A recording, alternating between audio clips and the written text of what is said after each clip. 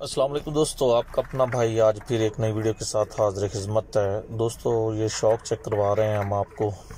विकी भाई का शौक है माशाल्लाह से। ये चेक करें, बहुत नवाब और नायाब परिंदे रखे हुए इन्होंने। ये 2021 में परवाज़ करने हैं इस साल, यानी ईद के बाद। ये चेक करें माशाल्लाह, शाखें, तीनों शाखें हैं माशाल्लाह, बहुत खूबसूरत। दोस्तों वीडियो अच्छी लगी हो तो लाइक एंड शेयर कीजिएगा, चैनल को सब्सक्राइब करें, बेल आइकॉन के बटन को प्रेस करें ताकि हमारी नई आने वाली ऐसी तमाम वीडियो आप देख सकें। ये चेक करें जी माशाल्लाह से, विकी भाई ने बहुत अच्छा शौक किया हुआ है।